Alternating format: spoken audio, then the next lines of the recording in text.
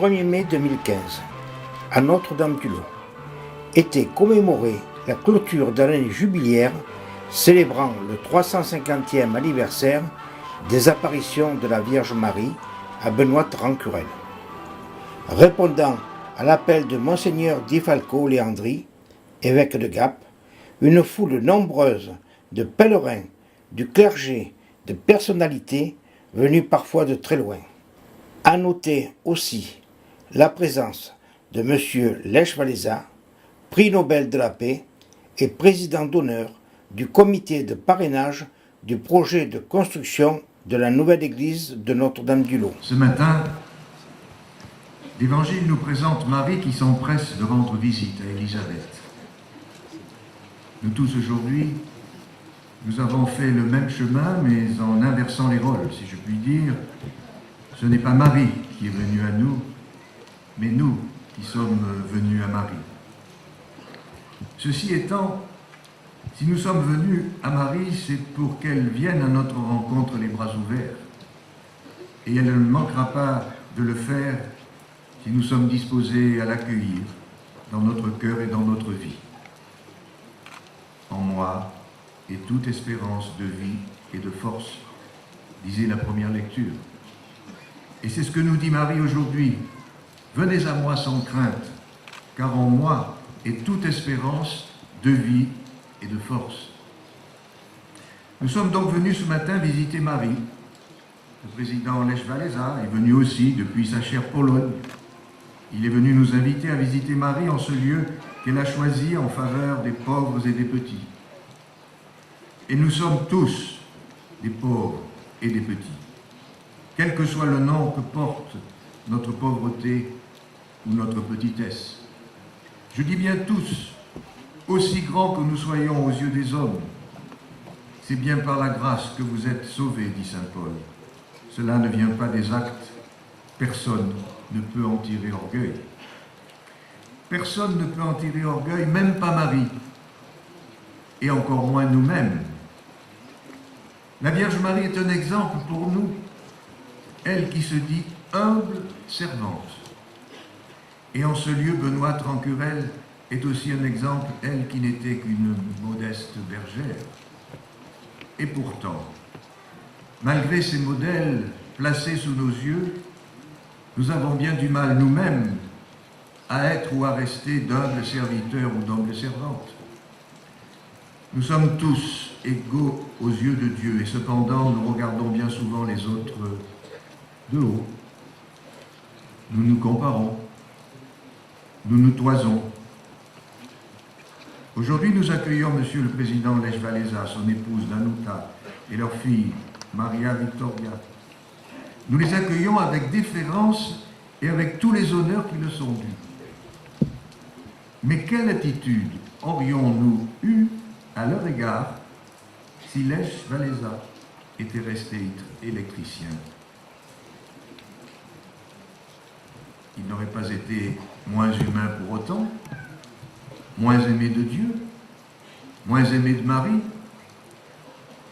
Dans notre Europe plurielle, multiculturelle, multiconfessionnelle, comment considérons-nous les plus petits qui viennent à nous? Le pauvre, l'affamé, le sans-travail, l'immigré, le réfugié. Avons-nous dans notre cœur un peu de place pour l'étranger, à celui qui, même s'il est bien étrange, à nos yeux, n'en est pas moins un être humain? Suite au dernier drame en Méditerranée, un quotidien portugais a montré sur sa une la photographie d'un migrant en train de se noyer, avec comme titre « Cette vie vaut autant que la nôtre ». Oui, chaque vie a la même valeur. Comme disait Fernand Reynaud dans l'un de ses sketchs, ce n'est pas un père de l'Église, mais on peut tout de même le citer. Nous sommes tous égaux, dit-il. On peut vous le prouver. Quand un chirurgien opère un cœur humain, que ce soit au Cap, à Genève, à Washington, à Moscou, à Pékin ou ailleurs, il s'y prend de la même manière. Nous sommes tous égaux. Et d'ajouter, est-ce que vous connaissez une race où une mère aime davantage ou moins bien son enfant qu'une autre race. Oui, nous sommes tous égaux. Si des personnes en Afrique ou au Moyen-Orient quittent famille et amis pour rejoindre notre continent au péril de leur vie, ils ne le font pas par fantaisie, pour faire du tourisme ou par loisir. Ils le font car leur quotidien n'est plus supportable. Ils le font car ils se refusent de rester inactifs face à la misère de leurs proches. Nous sommes tous égaux, car si nous étions à leur place, nous ferions sans doute la même chose. Oui, la même chose. En toute sincérité, dans cette assemblée, qui pourrait affirmer le contraire? Ils quittent leur famille, leur pays, en pensant que de l'autre côté de la côte, nos dirigeants politiques sont plus humains que chez eux. Et nous-mêmes aussi, qui nous disons chrétiens. Or, tout porte à croire qu'ils se trompent, sauf peut-être chez quelques dirigeants qui ont un cœur. Le président Lech Walesa a été honoré du prix Nobel de la paix. Il est considéré, avec Saint Jean-Paul II, comme le libérateur du joug communiste, comme un de ceux qui a fait tomber le rideau de fer. Il a renversé les puissants sans effusion de sang. Nous aussi, aujourd'hui encore, nous avons des puissants à faire tomber.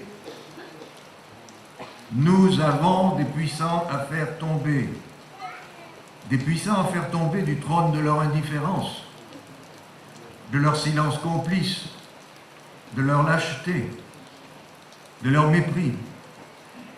Mais qui renverse les puissants, sinon Dieu lui-même?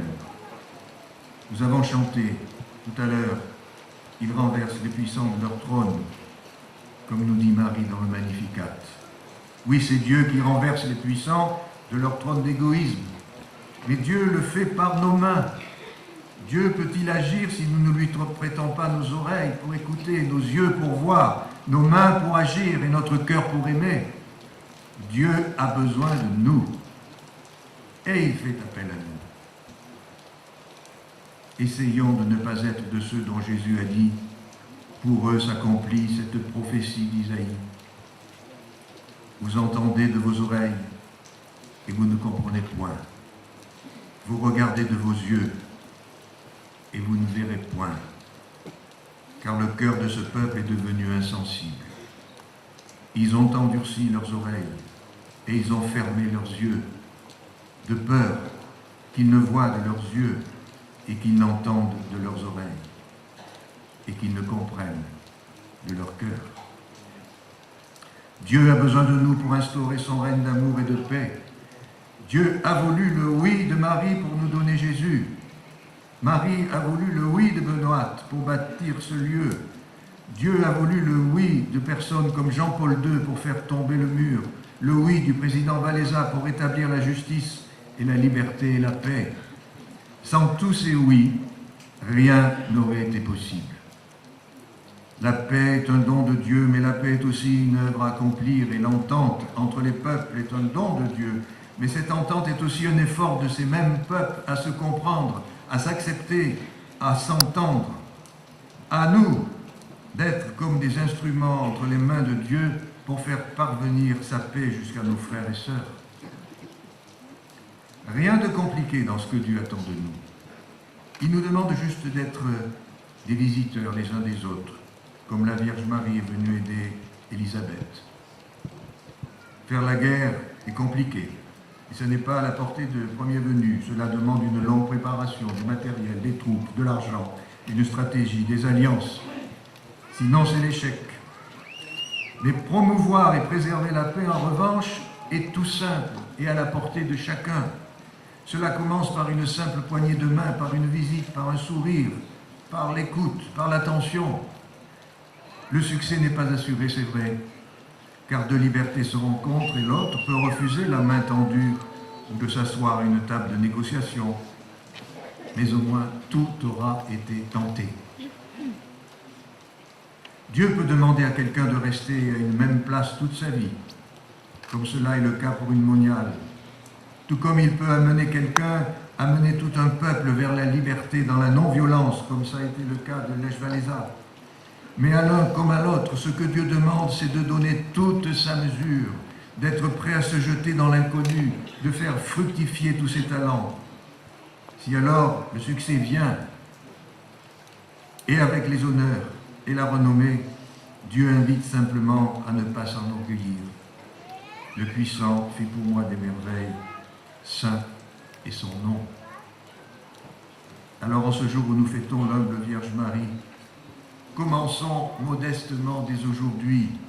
Ayons l'humilité nécessaire pour faire le premier pas vers un frère, une sœur, un époux, une épouse, une belle-mère, un gendre, une cousine, un voisin, avec qui nous sommes en froid.